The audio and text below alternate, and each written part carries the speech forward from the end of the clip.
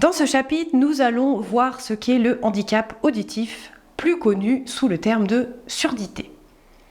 Il est défini comme étant une diminution partielle ou totale, temporaire ou permanente de la possibilité d'entendre. Cette complication entraîne bien entendu des conséquences dans la vie quotidienne de vos bénéficiaires. Il en existe deux types. Nous retrouvons la surdité de transmission qui est généralement soignable par un traitement médical ou chirurgical et nous retrouvons la déficience auditive neurosensorielle qui, elle, en général, est permanente. Les causes de ce handicap sont multiples et variées. Elles peuvent par exemple être dues au vieillissement de l'oreille, que l'on appelle la presbyacousie, ou encore l'exposition prolongée à des bruits forts et répétitifs. Toutes les causes de ce handicap sont répertoriées dans le cours en dessous.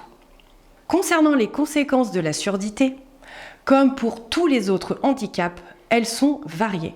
Elles peuvent par exemple entraîner des problèmes de communication, d'apprentissage, notamment chez l'enfant pour l'acquisition du langage et des problèmes de socialisation.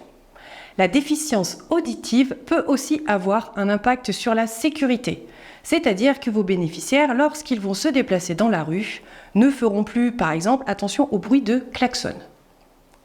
Nous allons maintenant voir le rôle de l'ADVF auprès d'une personne atteinte de handicap auditif. Je vous propose donc de regarder une vidéo qui se trouve dans le cours, qui va vous permettre de comprendre votre rôle.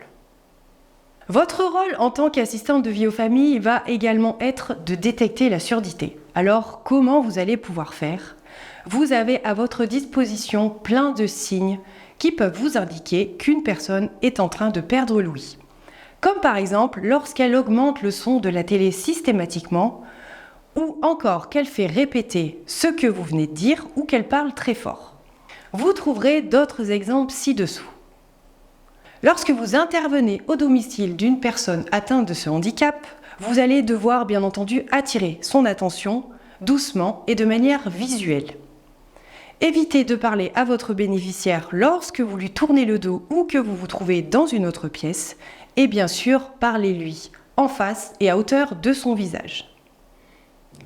Veillez également à ce qu'il y ait suffisamment de lumière mais qu'elle ne l'éblouisse pas.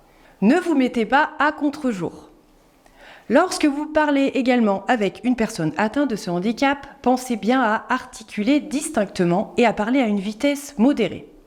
Si malgré tout, elle ne comprend pas vos explications, modifiez la phrase en utilisant des mots plus simples et en raccourcissant cette phrase.